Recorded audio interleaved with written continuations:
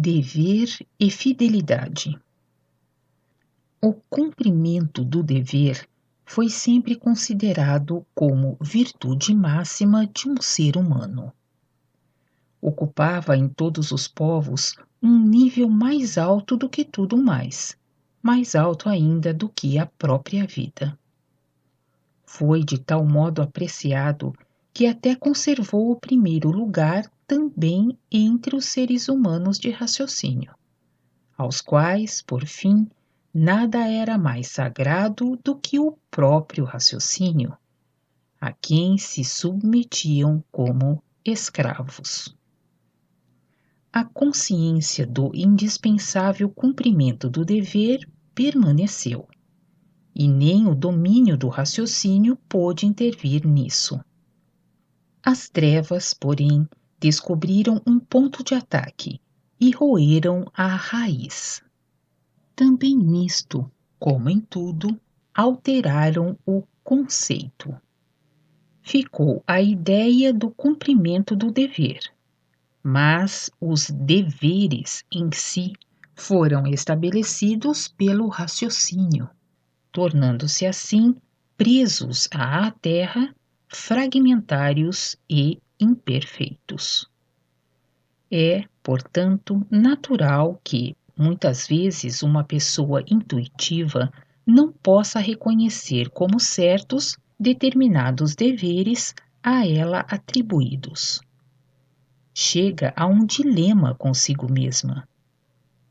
O cumprimento do dever é considerado também por ela como uma das leis mais altas que uma pessoa deve cumprir. E, não obstante, tem ao mesmo tempo de dizer a si mesma que, cumprindo os deveres que lhe são impostos, age às vezes contra sua própria convicção.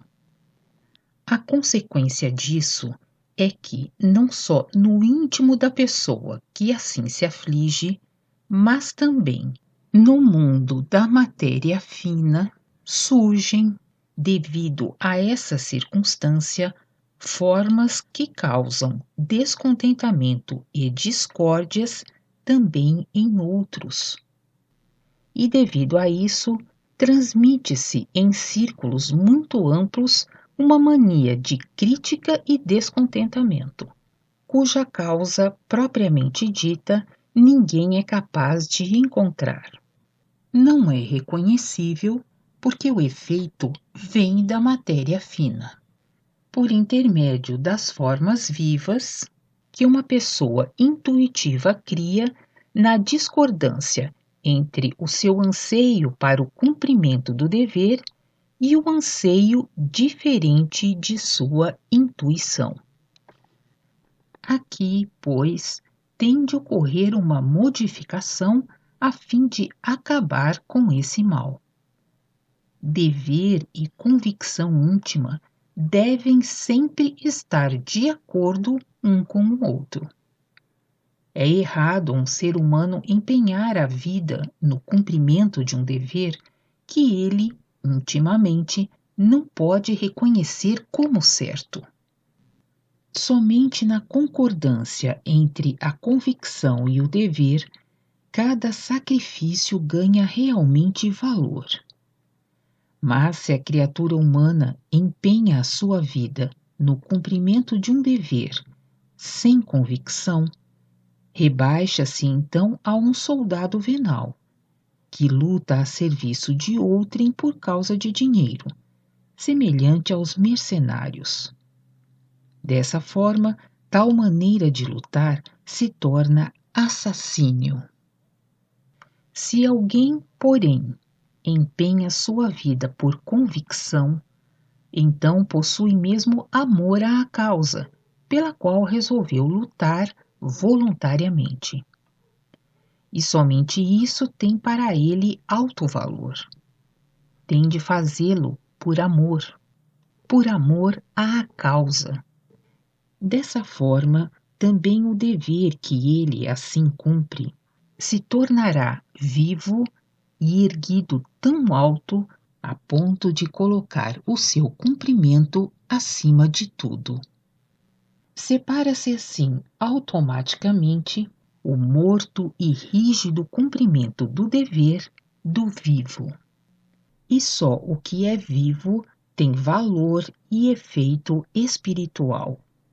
Tudo o mais pode servir apenas a finalidades terrenas e do raciocínio, proporcionando vantagens às mesmas, e isso também não permanentemente, mas somente de modo passageiro, uma vez que unicamente o que é vivo consegue existência permanente. Assim, o cumprimento do dever, proveniente da convicção, torna-se legítima fidelidade pela própria vontade e natural para quem o exerce. Não pretende e nem pode agir de modo diferente. Não pode aí tropeçar e nem cair, pois a fidelidade lhe é legítima. Está intimamente ligada a ele. Sim, é até uma parte dele, a qual não é capaz de colocar de lado. Obediência cega, cumprimento cego do dever, é por isso de tão pouco valor como crença cega. A ambas falta a vida, porque nelas falta o amor. Só nisso o ser humano reconhece logo a diferença entre a legítima consciência do dever e o senso do dever simplesmente cultivado. Um brota da intuição, o outro é compreendido somente pelo raciocínio. Amor e dever nunca podem estar em oposição, pois são uma só coisa, onde sejam intuídos de maneira legítima, florescendo deles a fidelidade. Onde falta o amor, também não há vida. Ali tudo está morto. A tal respeito, Cristo já se referiu muitas vezes. Está nas leis primordiais da criação, por isso é universal, sem exceções. O cumprimento do dever, que brota de uma alma humana, espontâneo e radioso, e aquele que é feito por uma recompensa terrenal, jamais poderão ser confundidos um com o outro. Ao contrário, são muito facilmente reconhecíveis. Deixai, portanto, a legítima fidelidade surgir em vós, ou permanecei afastados dali onde não puderdes manter a fidelidade. Fidelidade, tantas vezes cantada, e não obstante nunca compreendida. Como em tudo, o ser humano terreno também rebaixou profundamente o conceito da fidelidade, restringiu-o e comprimiu em formas rígidas. O grande, o livre e o belo disso se tornaram inexpressivos e frios. O que é natural foi forçado. Pelos conceitos de hoje, a fidelidade deixou de pertencer à nobreza da alma. Foi transformada em uma qualidade do caráter. Uma diferença como entre o dia e a noite. Assim, a fidelidade ficou sem alma. Tornou-se um dever, onde é indispensável. Desse modo, foi declarada autônoma. Encontra-se sobre bases próprias, inteiramente por si e, por isso, errada. Também ela foi torcida e deformada pelo sentido das criaturas humanas. Fidelidade não é algo autônomo, mas somente qualidade do amor, do verdadeiro amor, que tudo abrange. Abranger tudo, porém, não significa acaso abarcar tudo ao mesmo tempo, segundo a concepção humana, que chega à expressão nas conhecidas palavras, abraçar o mundo. Abranger tudo significa poder ser estendido para tudo, para o que é pessoal, como também para o que é objetivo. Não está ligado a algo bem definido, nem destinado a ser unilateral. O verdadeiro amor nada exclui do que é puro ou do que é conservado puro, quer se trate de pessoas ou da pátria, bem como do trabalho ou da natureza. Nisso reside o abrangimento. E a qualidade desse amor verdadeiro é a fidelidade, que não deve ser imaginada de modo mesquinho e restrito terrenamente, como o conceito da castidade. Verdadeira fidelidade sem amor não existe, da mesma forma que não há verdadeiro amor sem fidelidade. O ser humano terreno de hoje, porém, designa o cumprimento do dever como fidelidade. Uma forma rígida, onde a alma não precisa vibrar em conjunto. Isso é errado. A fidelidade é somente uma qualidade do verdadeiro amor, que está fundido com a justiça, mas que nada tem a ver com estar enamorado. A fidelidade reside nas vibrações intuitivas do espírito, tornando-se assim uma qualidade da alma. Hoje, muitas vezes, no cumprimento do dever, uma pessoa serve fielmente a outra pessoa a quem interiormente tem de desprezar. Isso naturalmente não se pode designar como fidelidade, mas sim permanece exclusivamente cumprimento de deveres terrenos assumidos.